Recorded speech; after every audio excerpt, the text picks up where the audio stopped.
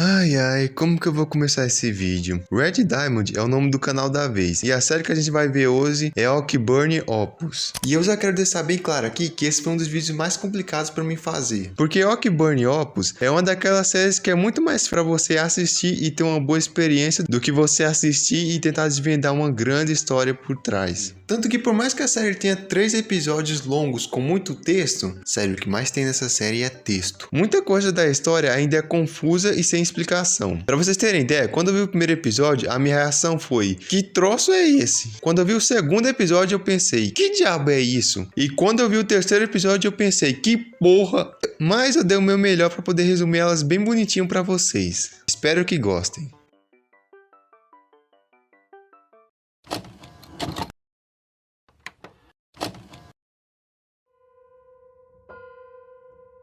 Antes de eu falar do episódio em si, eu preciso dar para vocês um rápido contexto da história dessa série. Basicamente, nesse universo, em 1997, todos os moradores de uma pequena e isolada vila no Alasca, conhecida como Oakburn, desapareceram misteriosamente. Esse acontecimento ficou conhecido como o caso Oakburn, e durante vários anos o caso ficou sem solução. Até que em 2024, uma pessoa anônima enviou para a polícia vários documentos e informações sobre o caso Oakburn. Segundo essa pessoa anônima, ela era uma antiga residente da Vila Oakburn, e ela teria várias evidências que poderiam ajudar a polícia a finalmente solucionar esse bendito caso. E a história vai ser contada justamente por essas evidências, sendo a primeira delas uma carta que conta tudo o que aconteceu antes do incidente. Um estranho forasteiro chegou na vila, e por ser um local isolado e sem muito costume de ver gente nova, as pessoas logo estranharam a presença dele ali. Porém, esse forasteiro tinha algo de especial, e esse algo era uma flauta. Segundo a carta, assim que ele tocou a flauta, os moradores ficaram encantados com as músicas que ele conseguia tocar, e ele logo foi aceito na vila. A segunda evidência era uma fita com uma carta que dizia que depois de um tempo, o forasteiro convenceu todos os homens, mulheres e crianças da vila a irem até o lago que ficava próximo da vila, conhecido como Lago Oakburn. Seguindo o forasteiro, todos eles foram instruídos para realizar o Magnum Opus, que a série não deixa bem claro o que é, mas eu teorizo que seja um tipo de ritual, e com certeza não é uma coisa boa. E a gente vê isso pela fita, que mostra o exato momento em que o Magnum Opus aconteceu.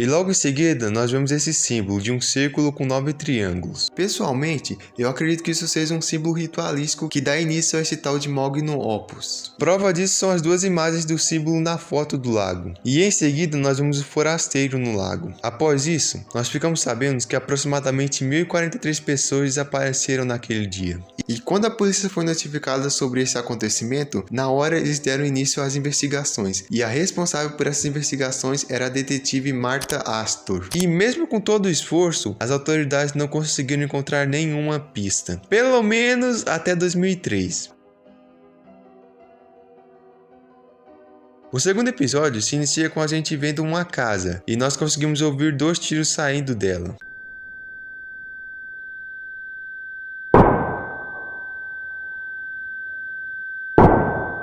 E é a partir dessa casa que os eventos do segundo episódio vão acontecer. Em 2003, 6 anos após o caso Oakburn, 2 irmãos, chamados Jackson e Oliver Lebedev, se mudaram para uma casa que ficava a 40 km de distância do lago. E no dia 10 de dezembro, a polícia de uma cidade próxima recebeu uma ligação de um homem misterioso que confessou um crime. Segundo ele teria matado os irmãos Lebedev. E desconfiado, a polícia vai até a casa dos irmãos. E o que eles encontraram foi um cenário brutal, com o corpo dos 2 irmãos dilacerados. E obviamente, depois de ver essa cena, os policiais levaram o suspeito preso. E na delegacia, a detetive Martha Astor interroga o suspeito, que não teve o seu nome identificado pela polícia. Então eles chamaram o suspeito de John Doe. Pera, calma, não é esse John Doe, mas sim um termo que é utilizado nos Estados Unidos para se referir a pessoas que não têm o seu nome real identificado. Basicamente, essa é a versão americana do nosso João Ninguém. E durante o interrogatório, a Martha faz a pergunta óbvia: por que você matou os irmãos Lebedev? Até porque, aparentemente, não existia nenhuma rixa dele com os irmãos. Fora que o Jon também não roubou nada da casa. Então por que ele fez isso? Bom, se preparem para a história. Segundo ele, 5 dias antes de tudo isso,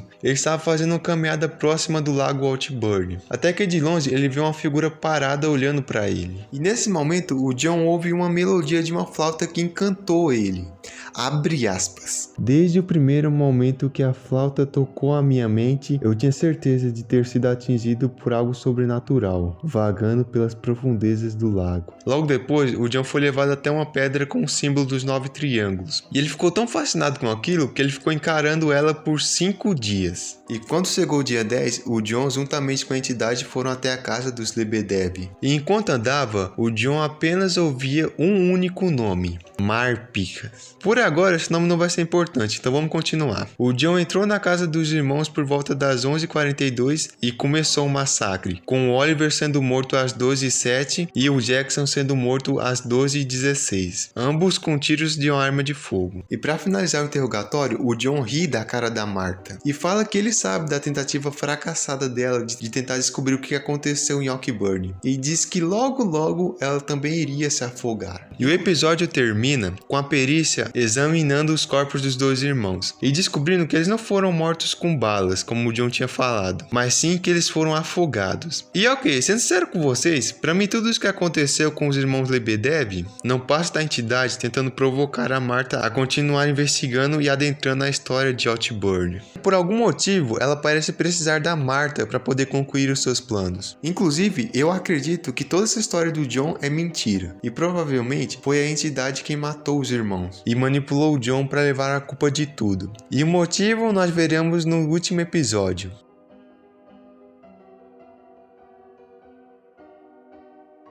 O terceiro episódio se passa em 2002, um ano antes do caso dos irmãos Lebedev e 5 anos depois do caso Saltburn. Assim como o segundo episódio, esse aqui também é protagonizado pela Martha. E aqui eu preciso corrigir uma informação errada que eu falei no começo do vídeo. Vocês lembram que eu falei que a Martha era a principal responsável pelo caso Saltburn? Então, essa informação não tá errada. Porém, do jeito que eu falei, parece que ela estava envolvida no caso desde o início. Sendo que no terceiro episódio, a gente descobre que ela só foi mandada de fato para investigar o caso em 2002, 5 anos depois dos acontecimentos de Saltburn. E aqui no começo do episódio 3, nós vemos a Martha alguns dias depois de ter tomado as rédeas do caso. E segundo ela mesma, o estado mental dela não é um dos melhores. Já que até agora, mesmo com os esforços da Martha e de outros policiais, as únicas pistas que eles conseguiram encontrar sobre o caso Saltburn foram alguns diários e uma fita sobre o Magnum Opus. Porém, todas essas pistas não levavam a lugar nenhum. E essa falta de respostas está deixando a Martha completamente estressada, ao ponto dela precisar tomar remédios para poder dormir. Mas por sorte deles, depois de tanto tempo, eles finalmente encontraram uma pista que poderia ajudar a solucionar esse caso de uma vez por todas. A pista em questão era uma pedra com um símbolo entalhado nela. E segundo as informações que eles descobriram, esse símbolo era o sinal de Marpicas. A Martha teoriza que essa pedra seria algum tipo de tumba antiga. E querendo resolver o caso de uma vez, a Martha vai sozinha até essa suposta tumba. E chegando lá, a Martha descobre que realmente aquilo não era somente uma pedra com um símbolo estranho nela. Já que perto da tumba, ela encontra um alçapão. E quando ela abre esse alçapão, a Martha dá de cara com uma escada que leva ela até um corredor escuro e com um fedor enorme. Pelo menos é assim que a Martha descreve o lugar. E quanto mais ela anda pelo corredor, mais a realidade em volta dela começa a se distorcer, até que ela chega até o final do corredor. E abrindo uma porta, entra em um tipo de altar com um livro em cima dele. A partir daqui, nós entramos na quarta e última evidência, o livro de Marpias. E como o próprio nome diz, nesse pedaço nós temos um vislumbre do que está escrito nesse livro. Que resumidamente, o livro fala sobre uma suposta profecia de uma antiga cidade afogada no lago. Um dia, o líder dessa cidade, conhecido como Marpias, iria sair do lago e trazer a glória dessa cidade de volta. E nos rascunhos do livro, a Martha vê o seu nome escrito com o símbolo de um triângulo com 9 círculos. Ele vem acompanhado de uma pequena mensagem. Você vai me completar? Se tornar uma comigo? Eu sei que ouvirás a serpente pela boca do teu irmão. E depois a Martha tem um tipo de visão com o próprio Marpias. E aqui começa uma das partes mais doidas desse Analog Horror, que eu não vou falar nada, eu só vou deixar vocês verem por conta própria.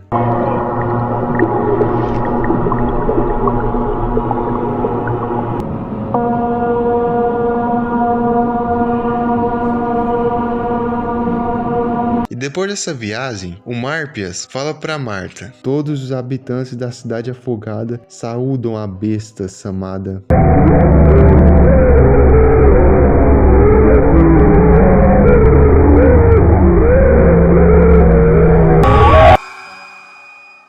E pra finalizar, no final do episódio, nós vemos o símbolo de Matthäus Ludolf, que eu acho que é um personagem que o autor vai usar mais futuramente na série. Fora isso, a gente também recebe a informação de que as descobertas da Marta foram arquivadas em 2024, e também foram encontradas ligações entre ela e o flautista, fazendo a polícia do tempo atual ter dúvidas sobre a identidade real da Marta.